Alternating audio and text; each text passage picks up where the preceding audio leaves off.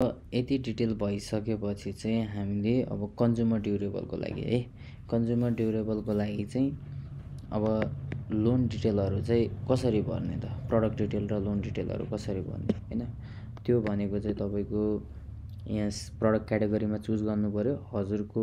हजुरले जे जस्तो कुनै पसलले तपाईँको डिलरले एरियल ब्रान्डको बेच्छ भने त्यहाँ एरियल पनि देखाउँछ, भेन्चर बेच्छ भने दुइटै भेन्चर नेपालको पनि देखाउँछ, हाइसेन्स एलएलओ वाइडीवाला होइन। त्यसपछि सिजीको छ भने सिजीको पनि देखाउँछ होइन, एलजीको छ भने एलजीको पनि देखाउँछ। जसरी यहाँ सिजी देखाइरहेछ त्यसरी कुनै छ भने त्योवाला पार्टहरू चाहिँ देखाउँछ है त। अनि त्यो भइसकेपछि चाहिँ हजुरको जस्तो भेन्चर नेपालको एउटा कुनै प्रडक्ट हामीले यहाँ चुज गऱ्यौँ होइन, के अरे क्याटेगोरी चुज गऱ्यौँ। क्याटेगोरी चुज गरिसकेपछि त्यो भेन्चर नेपालले चाहिँ कुन कुन ब्रान्डहरू बेच्छ त त्यो प्रडक्टहरू यहाँ देखाउँछ यसरी होइन। यसरी सेलेक्ट गर्ने अनि राखिसकेपछि प्राइस अटो आउँछ। यति राखिसकेपछि चाहिँ तपाईँको अब तल लोन डिटेलहरू स्किमहरू कति उसमा छ त्योवाला राख्नु पऱ्यो होइन। कसैले एरियलको बेच्छ भने एरियलको देखाउँछ, एरियल देखाइसकेपछि एरियलको कुन कुन ब्रान्डहरू छ त्यसको प्रडक्ट के छ यसरी चुज गऱ्यो भने उसको देखाउँछ होइन। अर्को सिजीको केसमा चाहिँ के छ, सिजीको केसमा चाहिँ अब यहाँ टिभिएस देखाइरहेछ, यो चाहिँ अब सेटअप नमिलेको हुनसक्छ होइन।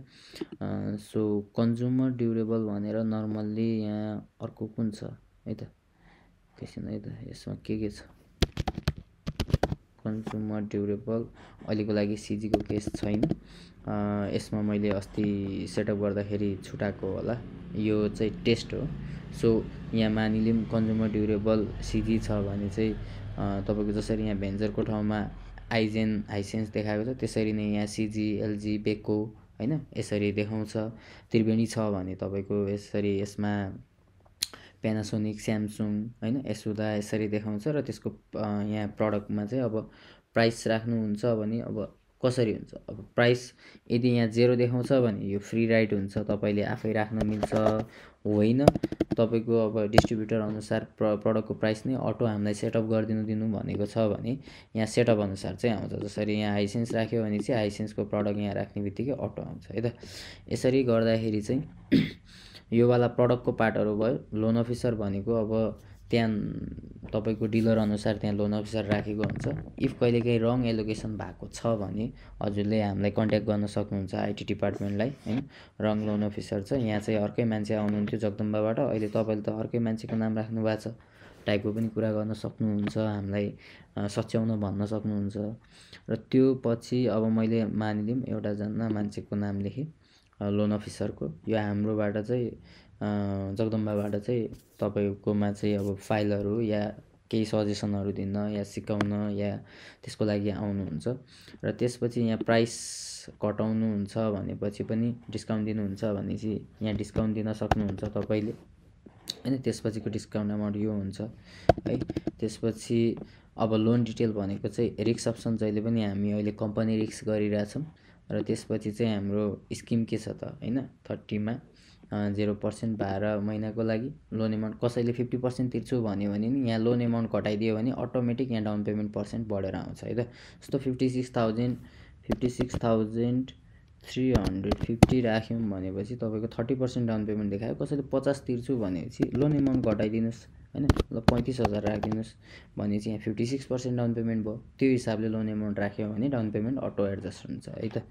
मतलब एउटा मात्र स्किम छ 50% वाला छैन भन्ने चाहिँ भनिराख्नु पर्दैन, फ्लेक्सिबल छ है। सो यहाँ जति छ त्यति राख्दा हुन्छ अहिलेलाई 56,350।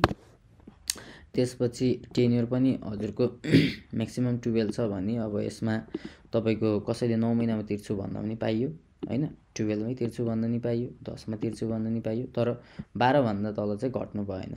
अनि एउटा अर्को कुरा पनि म भन्छु, जस्तो कतिले के गर्नुहुन्छ भने चाहिँ यहाँ हेर्दाखेरि यो त अहिलेको मेरो केसमा चाहिँ देखायो होइन, यहाँ सरेको हुँदैन क्या। अनि यता यसरी यो तल जस्तो यहाँ 12 देखाएन नि, अनि 12 छैन भन्नुहुन्छ होइन। 12 यहाँ टाइप गरे पनि हुन्छ, या यो 12 भनेको यो स्क्रिनको सेक्सन सकिएको हो क्या, अलि यता आएर माथि गऱ्यो भने यहाँ 12 पनि देखिन्छ क्या। है। नत्र तपाईँले यहाँ सेलेक्ट गर्नै पर्छ भन्ने छैन नि। 12 छ भने चाहिँ 12 टाइप गरिदियो, आफै 12 मात्र आयो होइन। 3 छ भने 3 मात्र आयो, टाइप गर्दा पनि हुन्छ है त। त्यसपछि लोन पर्पज भनेको चाहिँ अब पर्सनल छ भने पर्सनल लेखिदिनुहोस् है। जस्तो पर्सनल छ भने पर्सनल लेखिदिनुहोस्, बिजनेसको लागि हो भने बिजनेस सर्च गरेर बिजनेस लेखिदिनुहोस्।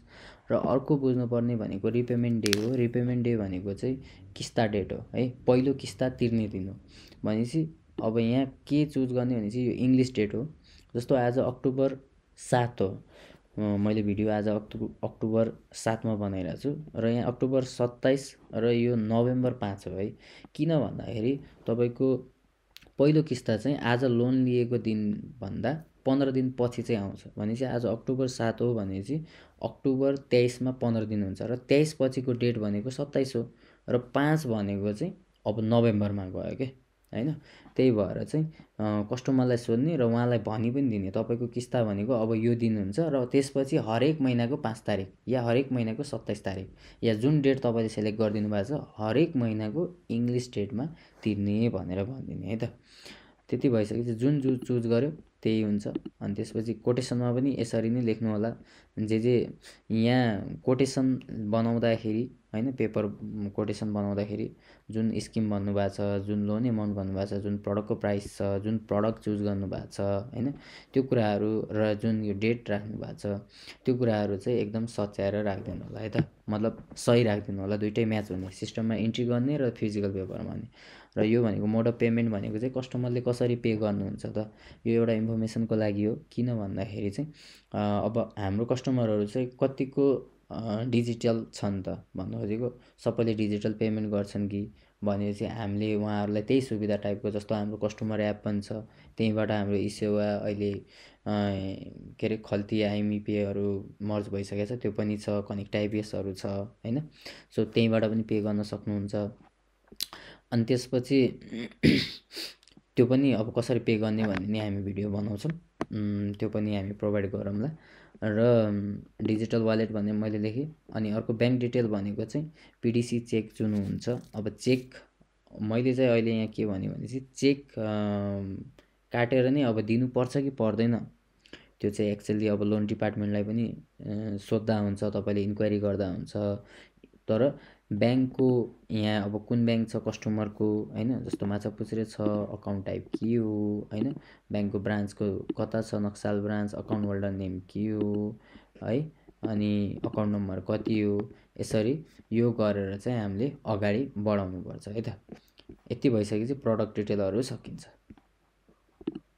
ल यति भइसकेपछि यो मैले पहिला नै फिलअप गरेको भएर यसरी आएको हो। यसमा चाहिँ म फेरि भिडियो बनाउँछु।